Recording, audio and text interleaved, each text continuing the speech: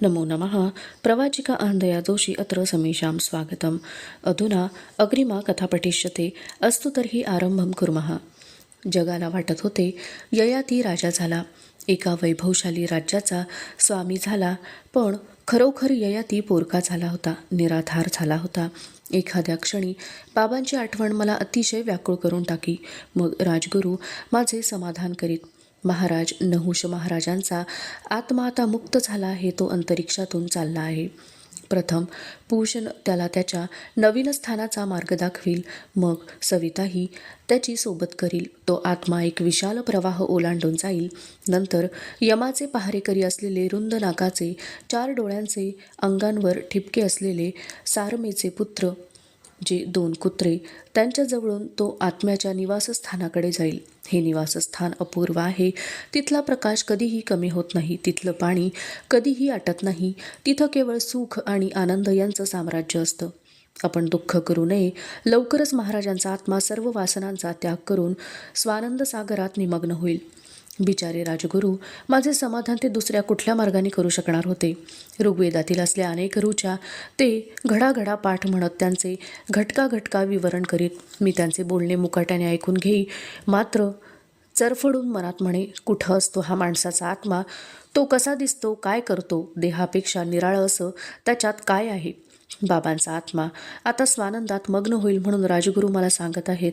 मग त्यांच्या अंत्यसंस्काराच्या वेळी चिता पेटविल्यावर पुरोहितांनी, हे अग्निदेवा, जो मृत तुला स्वधा म्हणून अर्पण केला आहे त्याला पितरांकरिता पुन्हा उत्पन्न कर. हा पुन्हा जीव धारण करून शरीर प्राप्त करो, त्याला शरीर प्राप्त हो, अशी जी प्रार्थना केली होती तिचा अर्थ काय? या प्रार्थनेतल्या कल्पनेशी माझे मन उगीच क्रीडा करीत बसे. तो छंदच मला जडला. बाबा पुन्हा कोणते शरीर धारण करून येतील? त्यांच्या त्या पुनर्जन्मात मी त्यांना ओळखू शकेन का? ते मला ओळखतील का? मित्र म्हणून आमची भेट होईल की शत्रू या नात्याने ती होईल? बाबा माझे शत्रू होतील? छे, मी बाबांचा वैरी होईन? अशक्य, अशक्य. ययातीचा पुत्र म्हणून जन्म घेण्यातच त्यांना आनंद वाटेल, तसे होईल का? त्या जन्मात त्यांना आई ओळखील का? छे, मनुष्याचा पुनर्जन्म ही केवळ एक कविकल्पना नसेल कशावरून? असा विचार मनात आला की मी अतिशय अस्वस्थ होई. प्रहर मी मंचकावर पडून राही. अगदी कंटाळा आला म्हणजे बाहेरच्या बागेकडे पाही. मग मला लहानपणाची आठवण होई. त्यावेळी बागेतील फुले जणू काय मुले होती. त्यांच्याबरोबर हसायला, खेळायला, फुलायला मी उत्सुक असे. आता फुले ही माझ्या लेखी नुसती फुले झाली होती. रंगगंधांचे क्षणभंगूर सौंदर्य घेऊन आलेली या विराट विश्वातली एक क्षुद्र निर्जीव वस्तू. त्यांच्याकडे कितीही डोळे भरून पाहिले तरी ती कुठल्याही स्वप्नसृष्टीत मला घेऊन जात नसत. मग माझ्या मोठेपणाची चीड येई मला. वाटे कशाला मी तरुण झालो, कशाला राजा झालो मी? यज्ञकुंडातल्या अग्नीचे स्फुल्लिंग आणि उद्यानातली प्रफुल्ल पुष्पे यांचे सारखेच आकर्षण असलेला तो ययाती कुठे गेला? ते निशंक निर्भय निरागस बाल्य कुठे गेले? आज मी अग्निकण धरायला धावणार नाही. अग्नीत दाहक असतो ते मला कळते. आज कोणत्याही कळीला माझे रहस्य सांगणार नाही. ती उद्या फुलणार आहे आणि परवा कोमेजून जाणार आहे हे मला कळते. ज्ञान हा मानवाला मिळणारा वर आहे की शाप आहे? यौवन हा जीवमात्राला लाभणारा वर आहे की शाप आहे? जीवन म्हणजे वार्धक्याची पहिली पायरी, मृत्यू ही वार्धक्याची शेवटची पायरी. छे, जे जीवाला भुलवून वार्धक्याकडे नेते ते यौवन कसले? त्याला वर कोण म्हणेल? तो भयंकर शाप आहे. शाप हा शब्द असा कुठूनही मनात आला की बाबांनी अंतकाळी सांगितलेली त्यांची कहाणी आठवे. हा नहुष आणि याची मुलं कधीही सुखी होणार नाहीत. ही शापवाणी अग्निज्वाळांनी कोणीतरी अंतरिक्षात अखंड लिहित आहे असा भास होई. तो शाप अर्धा मुर्धा खरा झाला. बाबा सुखी झाले नाहीत. त्यांची शेवटची धडपड, ती जगण्याची इच्छा, ती अतृप्ती, जो अपूर्व विजय मिळवला होता त्याचे स्मारकसुद्धा ते पाहू शकले नाहीत. अगस्त्य ऋषींना बाबांनी उन्मत्तपणाने लाथ मारली होती. त्यांनी बाबांना शाप दिला ते बरोबर होते, पण आम्ही मुलांनी त्यांचा काय अपराध केला होता? मी तर त्यावेळी जन्माला सुद्धा आलो नव्हतो. असे असून जन्मभर एखाद्या पिशाच्याप्रमाणे हा शाप माझी पाठ पुरवीत राहणार आहे का?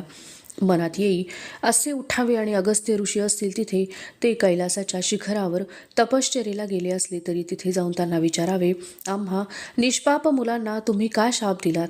हा न्याय कुठला? आईबापांनी पाप करावे आणि मुलांनी त्याचे प्रायश्चित्त भोगावे. देवाच्या घरी न्याय नाहीच का? यतीने स्वीकारलेला विचित्र जीवनक्रम मी पाहिला होता. या शापामुळे बाळपणीच त्याला पळून जाण्याची दुर्बुद्धी झाली असेल काय? मीही तसाच. ती मुकुलिका, छे, ते एक दुःस्वप्न होते. बाबांच्या मृत्यूमुळे मी राजा झालो. अभिषेकाचा समारंभ केव्हा करावा याचा अमात्यांबरोबर आई एकसारखा विचारविनिमय करीत आहे. हवा तसा शुभ मुहूर्त तिला अजून मिळाला नाही. सिंहासनावर बसूनही मी सुखी होणार नाही. हे कसे शक्य आहे? माझ्या अदृष्टात परमेश्वराने काय लिहून ठेवले आहे? माझ्या मनाची अशी मोठी विचित्र बधिर अवस्था झाली होती. कुणाशी बोलू नये, काही खाऊ नये, काही पिऊ नये, नुसते स्वस्थ पडून राहावे असे वाटे. आईच्या लक्षात ती गोष्ट येऊन चुकली होती. एके दिवशी ती मला म्हणाली, ययू, तुझं काही दुखत खुपत आहे का? अशोकवनातली तुझी ती दासी मुकुलिका काल आली होती. तुझा डोळा लागला होता म्हणून तुला न भेटता गेली. मोठी गोड आणि शहाणी मुलगी आहे हं. तिला तिकडं ठेवण्यापेक्षा इकडं वाड्यावर आणावी म्हणते मी. ती म्हणत होती, महाराज फार अबोल आहेत. अमुक हवं तमुक हवं असा शब्दसुद्धा आपणहून कधी तोंडावर काढणार नाहीत. त्यांच्या डोळ्यात त्यांचं मन पाहावं लागतं आणि तसं वागावं लागतं. तिला घेऊ का? आजच्या आज बोलावून तुझ्या सेवेला. मुकुलिका एक वेडी नि तू 7 वेडी. खरं सांगतो आई तुला, माझं मन कशातच रमेनासं झालं आहे. हे सारं वैभव सोडावं आणि समोरून एखादा साप सळसळत जावा तशी आईची मुद्रा झाली. माझा हात घट्ट धरीत ती म्हणाली, ययू, तू लहानपणी मला वचन दिलं आहेस, आठवतं का? तिला हसवण्याकरता मी म्हणालो, लहानपणी प्रत्येक दिवशी एक वचन देत होतो मी तुला. त्यामुळं माझ्या डोक्यात वचनांची इतकी गर्दी झाली आहे की कुठलंच वचन आता नीट आठवत नाही. असा लबाड आहेस पहिल्यापासनं. बाजू अंगावर आली की क्षणभर मनात आले यतीची सारी कथा आईला सांगावी आणि तिला म्हणावे, तू त्याच्याकडे जा, तुझ्या मायेच्या पाशात त्याला बांधून परत आण. तो थोरला भाऊ आहे, तो राजा होऊ दे. माझं मन उदास झालं आहे. मला राज्य नको, काही नको. छे, त्या दिवशी नकळत माझ्या तोंडून बाबांच्या समोर यतीचे नाव निघाले. बाबांचा मनस्ताप मात्र वाढला. यती कुठेतरी जिवंत आहे असे सांगितल्याने आईला कसले सुख होणार आहे. ती त्याला शोधायला निघाली तर यती डोळ्यातले पाणी पाहून थोडाच परत येणार आहे. सिंह, वाघ माणसाळविणे सोपे आहे, पण यतीसारखा हटयोगी? खरेच यतीच्या आयुष्याचा शेवट काय होणार आहे? ईश्वरी साक्षात्काराचे शिखर या मार्गाने तो गाठू शकेल का? त्या शिखरावर जाऊन तो उभा राहिला तर सारे जग त्याचे कौतुक करील. थोर तपस्वी म्हणून त्रिभुवनात त्याची प्रख्याती होईल. पण त्या शिखराच्या रुखाने एक एक पाऊल टाकीत वैराग्याचा हिमपर्वत चढत असताना त्याचा पाय कुठे घसरला तर? या पर्वतावरले हिम एकदम वितळू लागून तो त्यात पुरला गेला तर? मी काहीच बोलत नाही असे पाहून आई म्हणाली, आज ना उद्या तुझं मन ताळ्यावर येईल म्हणून पुष्कळ दिवस वाट पाहिली मी. पण पहिल्यापासनं पाहते मी, तू फार फार हट्टी आहेस. तू तरी काय करशील? तुमचं घराणंच तसं आहे. आता तर काय, बालहट्टात राजहट्टाची भर पडली. पण तुला जसा राजहट्ट करता येतो तसा मलाही राजमाता म्हणून अधिकार चालवता येतो. ययू, तू असा उदास का झाला आहेस? सांगू? किती झाले तरी ते आईचे हृदय होते. मुलाच्या पायाला साधा काटा टोचला तरी आपल्या डोळ्यात गंगा यमुना आणणारे. एखाद्या निर्जीव शिलेसारखी माझ्या मनाला बधिरता आली होती. असे का व्हावे हे माझे मलाच नीट समजत नव्हते. मग आई माझ्या विचित्र वागणुकीने गडबडून गेली असली तरी त्यात नवल कसले? बोलण्याचा विषय बदलावा म्हणून मी म्हणालो, आई, तू मायाळू आहेस हे मला ठाऊक होतं, पण तू अंतर्ज्ञानी आहेस हे म्हातारपणी प्राप्त होणारं अंतर्ज्ञान आहे बाबा. म्हणजे?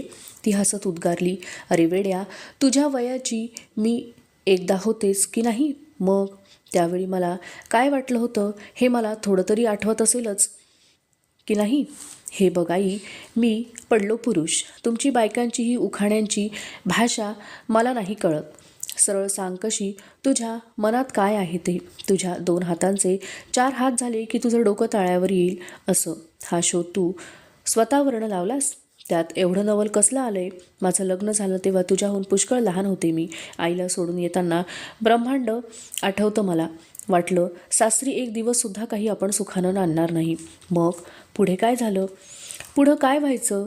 जे जगात घरोघर होतं, मुली मुलीगणिक होतं तेच. हा हा म्हणता मी माझ्या संसारात रमून गेले, आईला पार विसरले म्हणून म्हणते हा अभिषेकाचा समारंभ लवकर उरकून टाकू, मग तुला आवडेल त्या राजकन्येशी समारंभाची तिथी निश्चित करण्यासाठी आई हसत हसत निघून गेली. तिच्या शेवटच्या शब्दांनी माझ्या मनात मधुर कल्पना तरंग निर्माण व्हायला हवे होते. मी हस्तिनापूरचा राजा झालो होतो. सुंदरातली सुंदर राजकन्या हवी, अप्सरेला लाजवील अशी राजकन्या हवी म्हणून मी हट्ट धरला तरी तो पुरवला जाईल हे उघड होते. जीवनाच्या प्रवासात आपली सहचारिणी होणारी ही त्रैलोक्य सुंदरी कुठं असेल? ती यावेळी काय करीत असेल? आमच्या जीवनाचे ओघ एखाद्या अकल्पित काव्यमय पद्धतीने एकत्र होतील की स्वयंवरासारख्या राजकुलाला शोभणाऱ्या रीतीने आपण प्रीतीच्या राज्यात प्रवेश करू? या आणि अशा प्रकारच्या अनेक यौवनसुलभ आणि कल्पनारम्य प्रश्नांनी माझ्या मनाला गुदगुल्या करायला हव्या होत्या. पण मी विचार करीत राहिलो तो आईचा. बाबांच्या आजारात शेवटी तिच्याकडे पाहणे मला मोठे कठीण वाटे. तिच्या डोळ्यात दाटलेले दुःख पाहवत नसे मला. बलिदानाच्या वेदीपाशी उभ्या केलेल्या मुक्या प्राण्यासारखी तिची मुद्रा वाटे. बाबांच्या मृत्यूने ती हाय खाईल आणि त्यांच्या पाठोपाठ मला सोडून जाईल या कल्पनेनेच अनेकदा मला अत्यंत अस्वस्थ करून सोडले होते. पण जे प्रत्यक्ष घडले ते माझ्या कल्पनेपेक्षा अगदी निराळे. पहिले काही दिवस ती दुःखी दिसली, पण किती लवकर राजमाता म्हणून तिने घरची बाहेरची सारी सूत्रे आपल्या हाती घेतली. प्रत्येक गोष्टीत ती मोठ्या उत्साहाने लक्ष घालू लागली. तिच्या मुद्रेवरली वार्धक्याची छाया सायंकालीन छायांची आठवण करून देईनाची झाली. तिच्या हालचालीत चपळपणा आला. ती जीवनरसाची गोडी नव्याने चाखत आहे असे वाटू लागले. माझ्या उदास वृत्तीच्या पार्श्वभूमीवर तिच्या उत्साही मूर्तीचे चित्र अधिकच उठून दिसे. निदान मला तरी. कृष्ण मेघमालेतून वीज चमकावी तसे. ज्याचे यौवन पुष्प नुकतेच उमलू लागले होते तो ययाती म्हाताऱ्यासारखा निष्क्रिय आणि निरस झाला होता. आणि जिचे जीवनपुष्प कोमेजू लागले होते ती त्याची आई एखाद्या तरुणीप्रमाणे प्रत्येक गोष्टीत मनपूर्वक रस घेत होती. नव्या नव्या स्वप्नात आणि संकल्पात घडून जात होती. तिचे सुख बाबांवर सर्वस्वी अवलंबून आहे ही माझी कल्पना किती निराधार होती. या जगात जो तो आपापल्या करता जगतो हेच खरे. वृक्षवेलींची मुळे जशी जवळच्या ओलाव्याकडे वळतात तशी माणसेही सुखासाठी निकटच्या लोकांचा आधार शोधतात. याला जग कधी प्रेम म्हणते, कधी प्रीती म्हणते, कधी मैत्री म्हणते, पण खरोखरच ते आत्मप्रेमच असते. एका बाजूचा ओलावा नाहीसा झाला तर वृक्षवेली सुकून जात नाहीत त्यांची मुळे. दुसऱ्या बाजूला कुठे ओलावा आहे, मग तो जवळ असो नाही तर दूर असो हे पाहू लागतात. तो शोधून ती टवटवीत राहतात. आईचा नवा उत्साह असाच निर्माण झाला असावा. महाराणी म्हणून ती परवापर्यंत मिरवीत होती, पण एवढ्या ऐश्वर्यातही ती स्वतंत्र कुठे होती? सौंदर्याच्या बळावर पतीला मुठीत ठेवण्यातच तिचे मोठेपण अवलंबून नव्हते का? बाबा इंद्राणीच्या मोहात पडले तेव्हा तिला केवढा मनस्ताप झाला असेल. ती किती कुढली असेल, किती रडली असेल. ते पुसायला कुणाचाही प्रेमळ हात जवळ नाही असे उष्ण अश्रू गाळून शय्येवरली उशी ओली चिंब करीत तिने रात्रीच्या रात्री काढल्या असतील. लहानपणी आई म्हणून तिने आपले दूध मला पाजले नाही याचे कारण थोर पुरुषाची पत्नी होणाऱ्या स्त्रीचे दुःखच असावे. वात्सल्यापेक्षा सौंदर्याची काळजी करणे आवश्यक होते तिला. पती हे तिचे सर्वस्व होते असे असून त्याच्यावर तिचा अधिकार चालत नव्हता, पण त्याच्या वाचून तिला दुसरी गती नव्हती. आज ती भीती राहिली नव्हती, ती काळजी उरली नव्हती. ती राजमाता झाली होती. पुत्रावर असलेल्या मातेच्या अधिकाराची जाणीव तिच्या बोलण्या चालण्यातून पावलोपावली प्रकट होत होती. आईविषयी मी विचार करीत असतानाच नेहमीप्रमाणे माधव माझ्या समाचाराला आला. पण आज तो एकटा नव्हता, त्याच्याबरोबर तारका आली होती. त्या अवखळ मुलीकडे पाहताच माझे मन प्रसन्न झाले. तिला जवळ बोलावून घेऊन विचारले, काय तारका देवी, तुमच्या बाहुलीला शेवटी नवरा मिळाला की नाही? तारकेने मानेने होय म्हटले, पण माझ्याकडे न पाहता आणि माझ्याशी एक शब्दसुद्धा न बोलता ती महालाकडे इकडे तिकडे पाहू लागली. नवरा चांगला आहे ना? ती मानेने नाही म्हणाली, पण तोंडातून मात्र चकार शब्द काढला नाही तिने. तिच्या त्या मौनव्रताचे कारण काय मला कळेना. मी हसत हसत प्रश्न केला, चांगला नाही म्हणजे काय? बाहुल्यासारखा बाहुला आहे ना? ती नाक मुरडत म्हणाली, नकता नवला आहे तो. त्यात काय आहे? हत्तीनं पाय दिला असेल त्याच्या नाकावर. जगात नकटे नवरे पुष्कळ असतात नि नकट्या बायकासुद्धा. बोबलं बोलतो तो. बाहुला बोबडे बोलतो, हा काय चमत्कार आहे ते मला कळेना.